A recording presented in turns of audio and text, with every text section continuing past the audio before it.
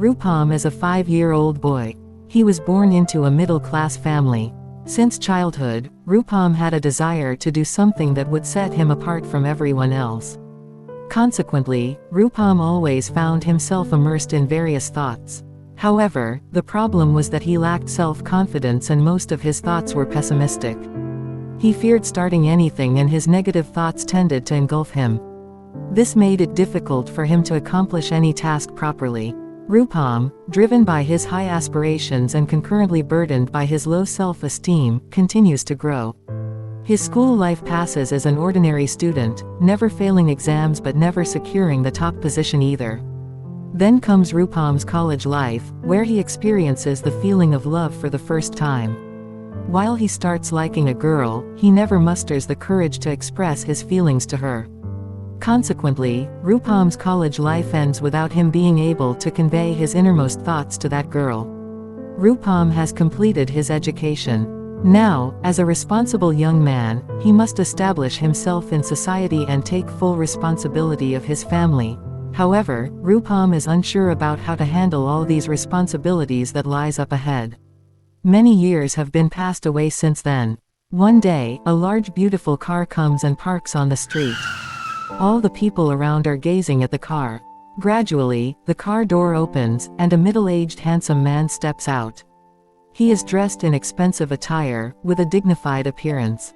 As he starts walking towards his destination, someone from the crowd calls out, "Surav, is that you?" Saurav looked towards the person. He seemed almost the same age as his, dressed in dirty clothes, and it appeared as if he was struggling throughout his life. However, his face seemed familiar to Saurav, making Saurav think that he knew this person from before. Saurav turned back and asked him, "Do I know you?" The person replied, "I am Rupam. Don't you remember?" The name Rupam did ring a bell to Saurav. He had to take a moment to recall that Rupam was his friend from school. In school, Rupam was one of the quietest students in their class. Although Rupam never failed an exam nor secured the first position, he was intelligent and a good boy. However, it seemed that Saurav couldn't quite connect the past Rupam with the present one. Rupam said to Saurav, "It feels good to see you have succeeded in your life. But I couldn't achieve much in my case." Saurav, slightly surprised, asked, "Why, is everything fine?" Rupam replied to Saurav, "Yes, everything is fine. But if you don't mind, will you tell me, what did you do to get this much success?" After taking a moment to sigh, Saurav began to speak. After finishing my studies, I roamed around various companies looking for a job, but I couldn't find one. Then, with whatever little I had, I started a business. Initially, I faced significant losses, and I started fearing that if it continued like this, everything would end for me. But I didn't give up, and now, today, I have become a successful entrepreneur.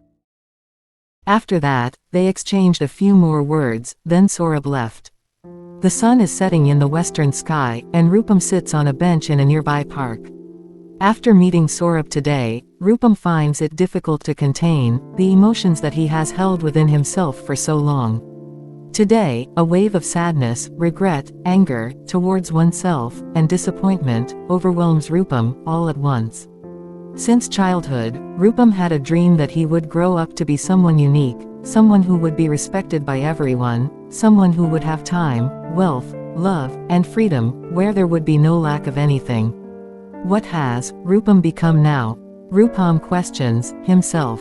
Slowly, memories of the past days start flooding in his mind. Rupam thinks about his school life, then about the girl, whom Rupam never get to share his feelings with, and wonders how she is doing today. Rupam also recalls how, after completing his studies, he wandered in search of a job. Eventually, he had to work odd jobs to sustain himself and his family. Today, it seems like all the failures in Rupam's life are mocking him. Rupam tries to understand, where did he went wrong? After much contemplation, he begins to realize that, perhaps he never really made a concerted effort to fulfill his own dreams. With age, it seemed like Rupam started forgetting his own aspirations. Although Rupam knew that any task required to achieve his goals should be taken seriously, but Rupam no longer enjoyed doing those tasks, and the ones he enjoyed seemed to have drifted him far away from his goals. Rupam wishes that, if he could somehow go back in time, he would start things differently this time. The children's play within the park has come to an end. Among those boys, who were heading towards their homes, one boy's attention catches a man sitting on a nearby bench. The man sits alone, gazing towards the setting sun. Suddenly, something seems to sparkle in the man's eyes. After a moment, the boy realizes that the last rays of the setting sun, fallen on the man's face, cause the man's tears to sparkle. The man is crying. His tears glisten as they trickle down from his face. The boy went up to the man and asked, "Why are you crying, mister, despite being a grown-up?" The man seemed to regain composure, looked at the boy, took a deep breath, and said, Never hold back yourself from starting something just because of the fear of failure. If you don't start, then you're going to lose anyway and use your full strength on whatever you're doing. If you fail to do that, then that will be the reason of your regret. Despite all of this, if you still manage to win, it won't satisfy you.